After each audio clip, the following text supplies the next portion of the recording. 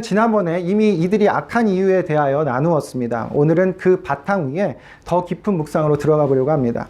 이 본문 말씀을 잘 이해하기 위하여 이 말씀과 대꾸가 되는 말씀을 먼저 살펴보도록 하겠습니다. 대꾸가 되는 말씀이라는 것은 이 말씀과 짝을 이루는 말씀이란 뜻입니다. 이 말씀과 같거나 비슷한 내용의 말씀들 혹은 연결이 되는 말씀들이 다른 본문에도 존재할 수 있거든요.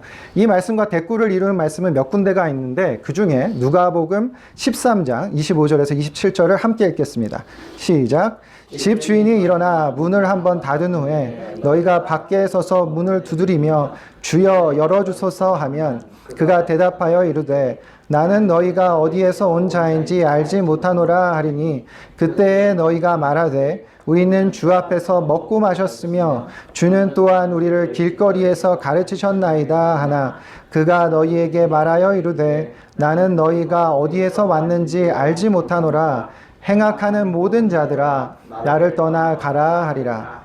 자, 누가복음 말씀도 거의 비슷한 구조를 하고 있죠.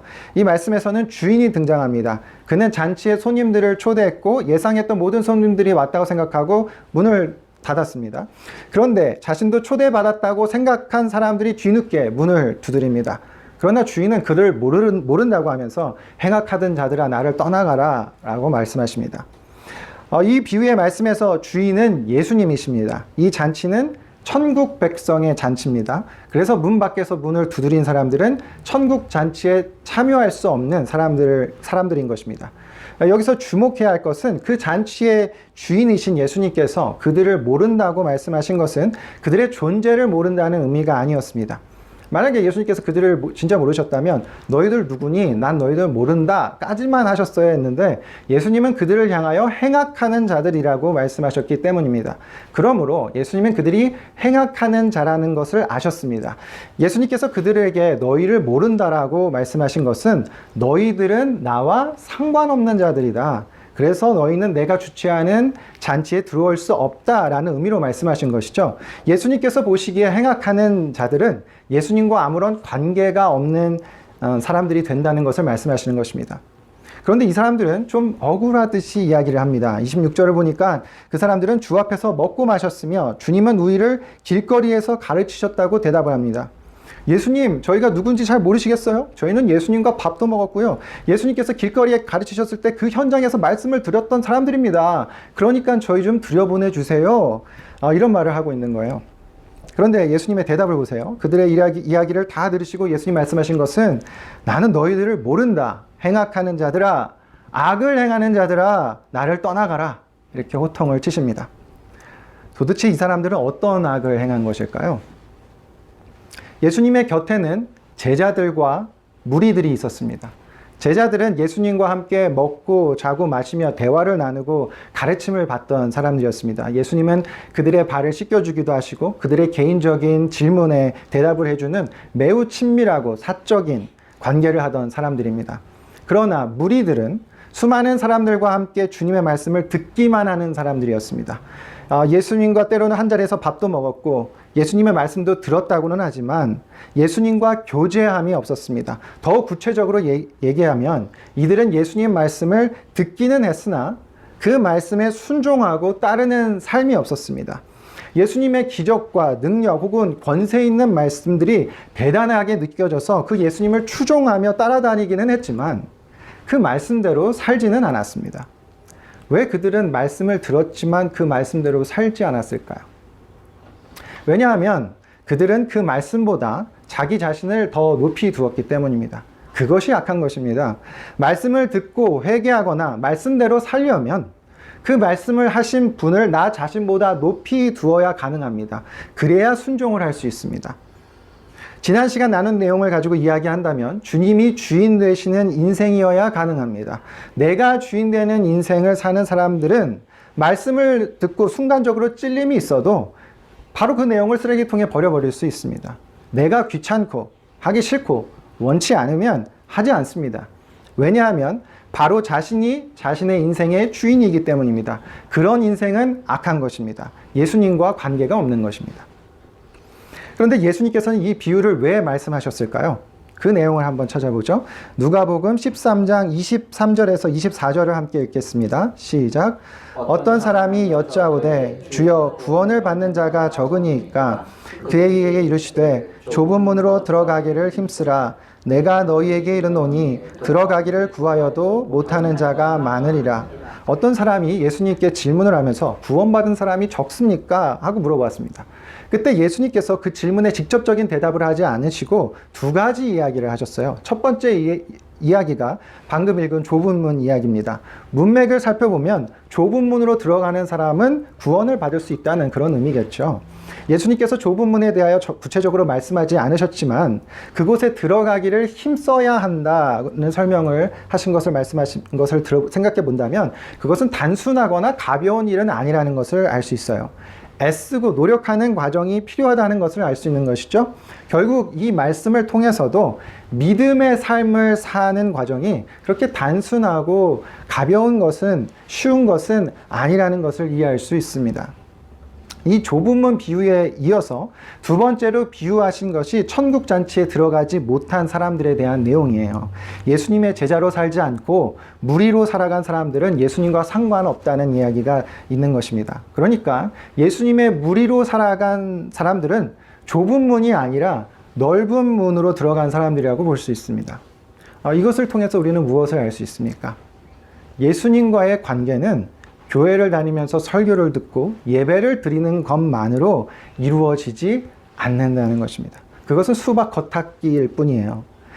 세상 사람들은 교회 안 오고 다른 데 놀러 가는데 나는 이렇게 주일마다 교회 가고 있으니까 좁은 길로 가고 있는 것이겠지. 나는 예수님과 당연히 친한 사람이겠지 라고 생각하면 오산이라는 거예요. 이런 신앙생활들은 무리의 삶에서도 가능합니다. 내가 주인 된 삶을 사람들도 이 정도는 할 수 있다는 말이에요. 구원받은 성도로서의 참된 믿음을 가진 성도는 매일의 삶에서 주님과 교제가 있는 사람입니다. 성령님의 인도하심을 따라 사는 사람이에요. 늘 하나님의 말씀을 듣고 그 말씀에 순종을 하고 실수하는 부분은 교정을 받고 하면서 주님과의 특별한 관계를 세워가는 삶을 사는 것입니다. 이것은 일주일에 한 번씩 교회만 나오는 사람들과 삶의 차원이 다른 거죠. 여러분, 예수님의 제자들도 완벽한 사람들이 아니었어요. 그들도 인간적인 탐욕이 있었고 예수님을 부인하기도 했고 예수님께서 죽으신 후에는 다 흩어져서 자기 일상으로 돌아갔어요. 어떤 면에서는 무리들과 큰 차이가 없어 보여요. 그러나 예수님은 그분과 친밀한 관계가 형성되어 있는 제자들을 포기하지 않으시고 계속해서 기회를 주시고 훈련시키세요. 그들을 교정하시고 조율하세요. 그런 과정 속에서 예수님의 제자들은 회개하며 조금씩 변화되어 갑니다. 그러다가 성령 받고 난 이후에는 성령님이 이끄시는 대로 살면서 그 전과 비교할 수 없는 엄청난 믿음의 소유자로 복음 증거자로 살아간단 말이에요. 이런 삶은 하나님께서 주인된 삶이라는 것입니다. 현재 그들의 삶이 완벽해서가 아니라 그 삶의 주도권이 하나님께 있기 때문입니다. 그래서 그들의 삶에 엄청난 변화가 찾아오는 것입니다. 자, 이제 다시 오늘 본문으로 돌아오겠습니다. 오늘 본문인 마태복음 7장에서 예수님께 질책을 받은 사람들은 누가복음에 나온 사람들과는 경우가 좀 달라 보입니다. 이들은 주님의 이름으로 사역을 감당했기 때문입니다. 주님의 이름으로 선지자 노릇을 하고 귀신을 쫓아내고 권능을 행했습니다. 하나님께서 함께 하시지 않으면 안 될 만한, 할 수 없을 만한 일들을 했어요. 누가복음에서 언급했던 무리들은 하나님 말씀에 순종하는 삶이 없었기 때문에 그래서 그렇지 라고 비교적 쉽게 수긍하고 이해할 수 있지만 이 사람들은 좀 달라 보이죠. 우리가 아무리 노력해도 이 사람들 정도의 일을 할 수 있을까 하는 마음이 들기 때문이에요. 이런 사람들도 천국에 들어가지 못한다면 나는 가능할까 하는 걱정이 불쑥 찾아올 수 있다는 말입니다. 우리는 자꾸 우리의 신앙을 어떤 결과나 성취를 중심으로 이해하려는 경향이 있습니다. 예를 들어서 어떤 집사님 집 아들이 하버드 대학에 들어갔어요. 그럼 우리는 뭐라고 얘기를 하죠? 아들 잘 키웠네. 하나님이 축복하셨네. 이런 식으로 말해요. 그런데 정말 그런 건가요? 그 아들이 좋은 대학 갔으니까 잘 큰 건가요? 하나님께서 그를 축복하신 건가요? 저는 그럴 수도 있지만 아닐 수도 있다라고 생각합니다. 좋은 학교에는 들어갔지만 그 아들은 신앙이 전혀 없거나 하나님에 대한 반감을 갖고 있을 수도 있어요. 그 아이의 인성은 망나니 수준일 수도 있고요. 부모와의 관계는 매우 안 좋을 수도 있습니다. 만약 이런 상태라면 이것이 하나님께 축복받은 상태라고, 하나님의 축복이라고 할 수 있을까요? 이런 삶이 하나님께 영광 돌리는 삶이라고 할 수 있을까요? 교회도 마찬가지죠. 보통 교회가 크고 사람이 많은 교회를 부흥했다고 말합니다. 축복받은 교회라고 말해요. 그런데 정말 그렇습니까? 만약에 성도 숫자가 많지 않거나 점점 줄어들고 있는 교회는 죽은 교회나 저주받은 교회인가요? 하나님의 영광이 떠난 교회입니까? 저는 결코 그렇지 않다고 믿습니다. 하나님은 외모를 보고 평가하시는 분이 아니에요. 숫자나 겉으로 보이는 강함을 보고 그 사람이나 그 교회의 믿음을 평가하지 않으십니다. 성도가 10명이어도 하나님 보시기에 좋은 교회일 수 있고요. 성도가 10,000명이어도 하나님 보시기에 죽은 교회일 수 있습니다. 반대로 성도가 10명이어도 하나님 보시기에 죽은 교회일 수 있고요. 성도가 10,000명이어도 하나님 보시기에 좋은 교회일 수 있습니다.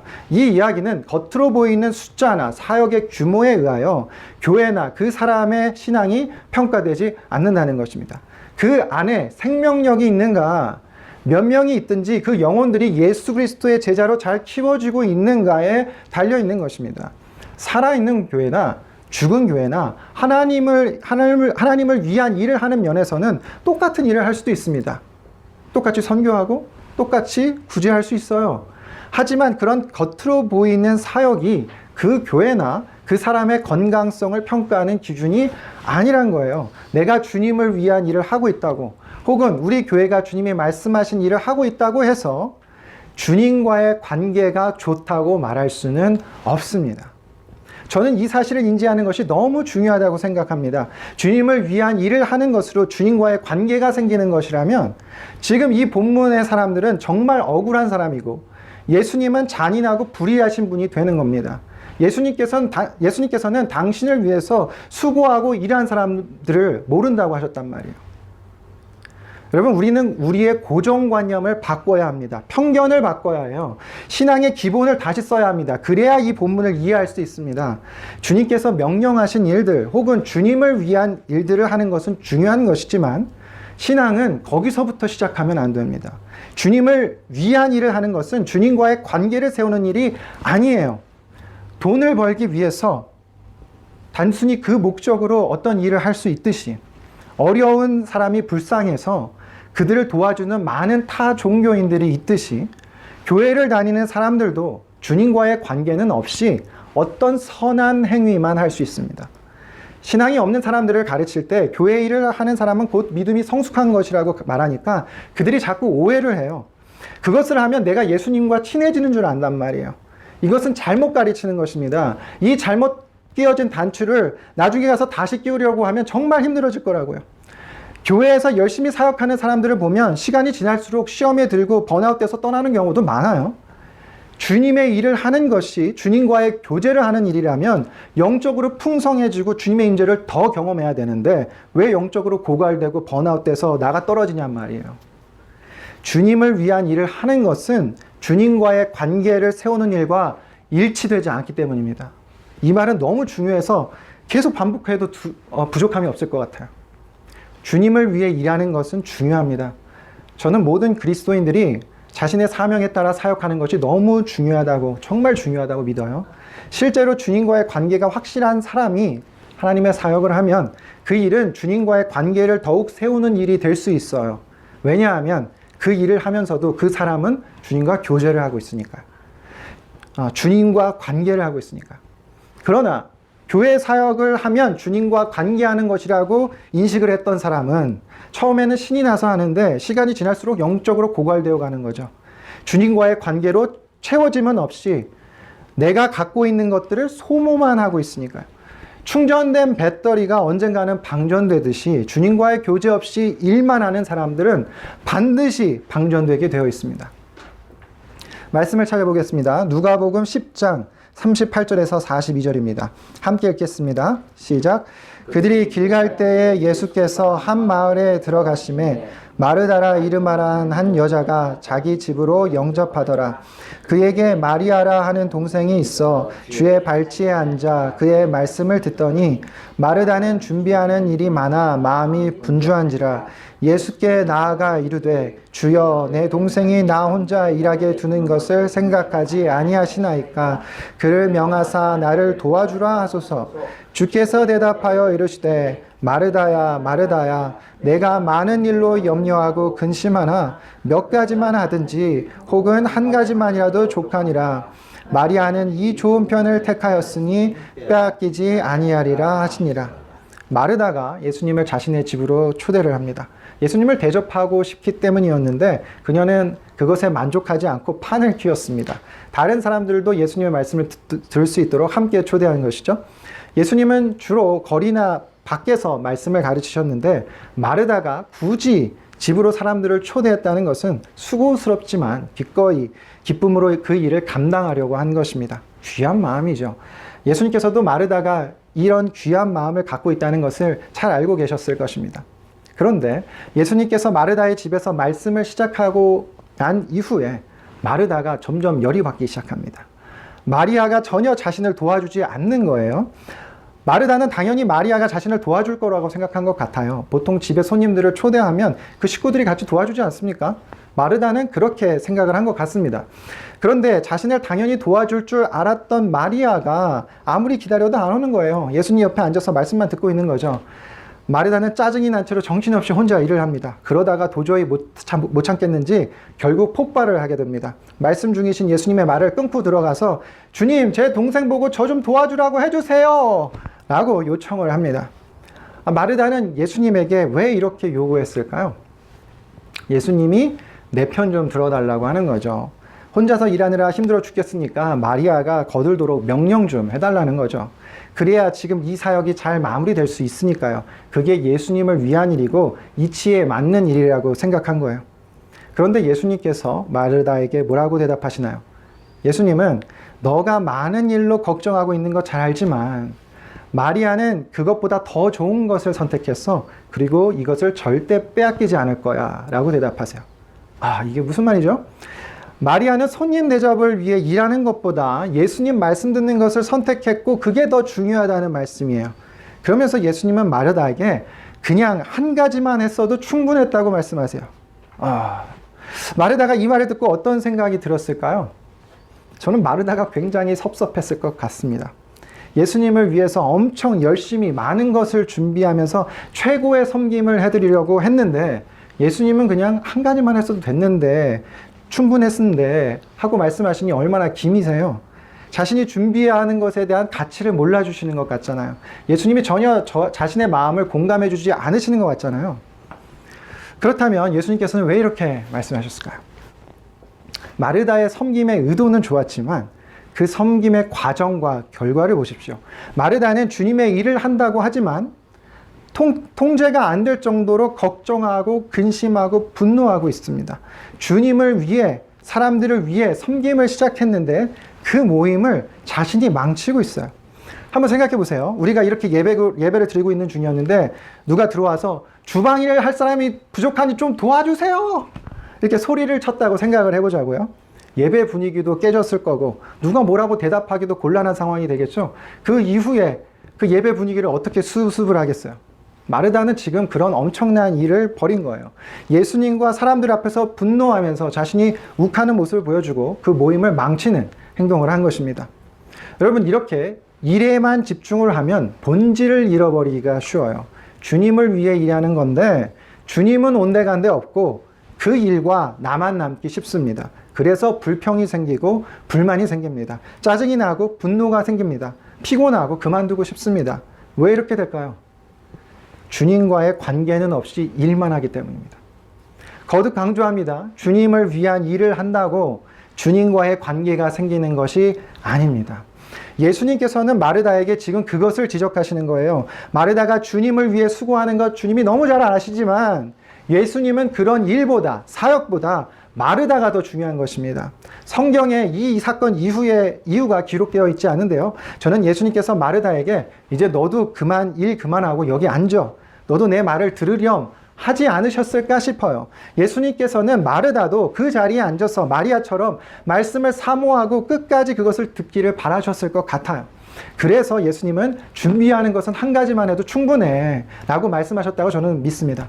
너무 많은 일들로 분주하지 말고 너의 마음을 뺏기지 말고 하나님 말씀으로 은혜로 너의 마음을 채우렴, 나와 교제하렴, 그것이 더 중요해, 그것이 더 먼저야 라고 가르쳐 주시는 것입니다. 누가복음 15장에는 탕자 이야기가 나옵니다. 예수님께서 하신 비유죠. 어떤 사람에게 두 아들이